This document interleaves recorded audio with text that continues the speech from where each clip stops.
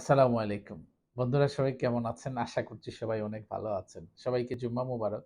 আজকে একটা আ ইম্পোর্টেন্ট জিনিস আপনাদের সাথে শেয়ার করতে চাই। সেটা হলো যে আমরা যারা সংযুক্ত আরব আমিরাতে বসবাস করি, আমার অনেক প্রবাসী বন্ধুরা আছেন যারা দেশে যাওয়ার সময় বা যারা দেশে যেতে চান তারা সামান্য একটা টিকেটের জন্য, একটা টিকেট ফেয়ারের জন্য অথবা ধরুন আপনি একটা ১০,০০০ ৳১৫,০০০ সেভ করার জন্য অনেকের সামান নিয়ে বা অনেকের লাগেজ নিয়ে আপনি যাতায়াত করেন। অনেকে গোল্ড নিয়ে যাতায়াত করেন। আসলে অনেকের এই বিষয়ে নলেজ না থাকার কারণে অনেকে অনেক বড় ধরনের বিপদের সম্মুখীন হন।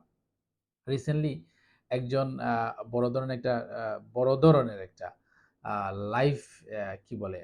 লাইফকে আপনি রিস্ক এর মধ্যে ফেলে দিচ্ছেন।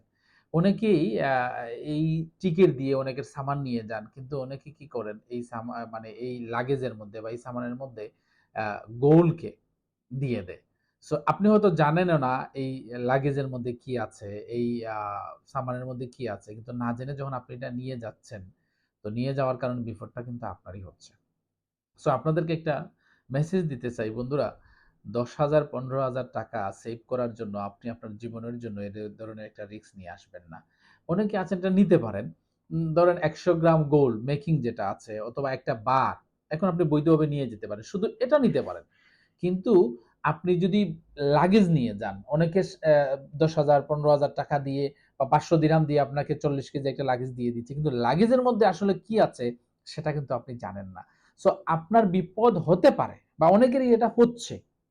সো আপনি ভুলেও এই সামান্য টাকার জন্য আপনার জন্য, আপনার ফ্যামিলির জন্য একটা বড় ধরনের বিপদ নিয়ে আসবেন না। সো সবাই এই জিনিসটা একটু কেয়ারফুলি থাকবেন। একদম ক্লোজ বা রুমমেট ছাড়া কারো জিনিস বা কারো লাগেজ বহন করবেন না। এটা বড় ধরনের একটা রিস্ক হতে পারে আপনার জন্য এবং আপনার লাইফ এর জন্য। So be careful. কেউ এ ধরনের লাগেজ কারো টাকা দিলেও নিবেন না। আপনার সামানগুলো বা আপনার লাগেজগুলো আপনি নিয়ে যান। সামান্য টাকার জন্য আপনার জীবনের জন্য একটা রিস্ক নিয়ে আসবেন না। সবাই অবশ্যই এই বিষয়ে সবাই অনেক কেয়ারফুল থাকবেন, সুস্থ থাকবেন। প্রবাস জীবনটা যেন সবারই সুখে কাটে সেই কামনায় আসসালামু আলাইকুম।